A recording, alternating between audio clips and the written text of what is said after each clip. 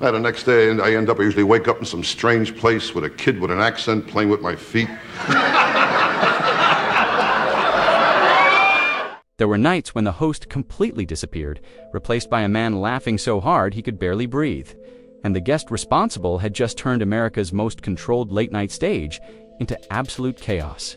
Today, we're revealing the guests who made Johnny Carson laugh harder than anyone else and why these appearances became legendary.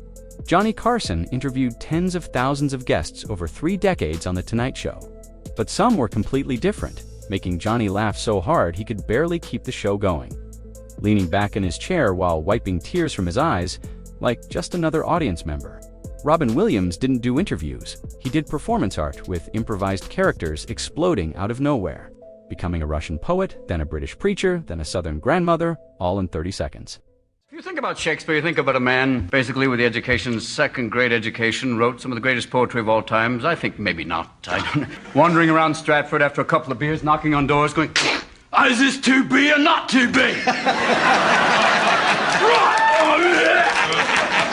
I wrote that. That's mine. That's mine. I'm William Shakespeare, right? Kiss my tights. Yeah. And Carson would stop being the host and watch Williams turn every prop into part of the act.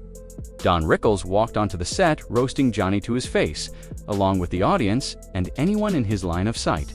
And the cigarette box incident became legendary when Rickles broke Johnny's prized box while guest hosting, leading Carson to show up unannounced on Rickles' show days later for revenge. And nobody knew who Rickles would attack next, while Johnny sat grinning and waiting for the next insult aimed at him.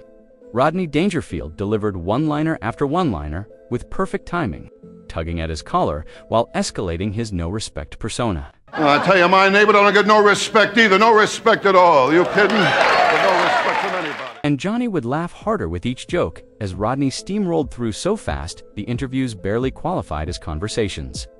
Joan Rivers brought ruthless honesty that cut through the show's polished veneer, trash-talking celebrities and making jokes about plastic surgery with brutality that was shocking for television. And Johnny let her push boundaries other guests couldn't touch.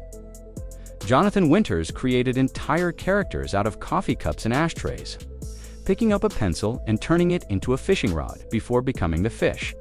Then, the fisherman's wife, all in real time with no plan.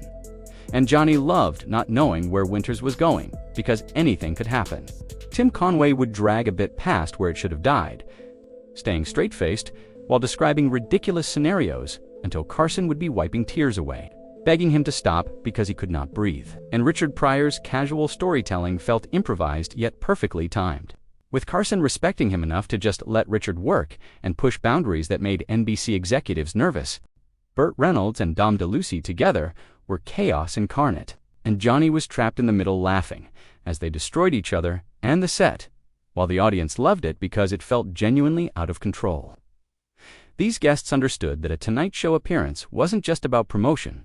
It was about creating a moment and making Johnny laugh so hard he became just another person caught in the beautiful madness, turning the most controlled stage in late night into a place where the legendary host surrendered completely to the chaos.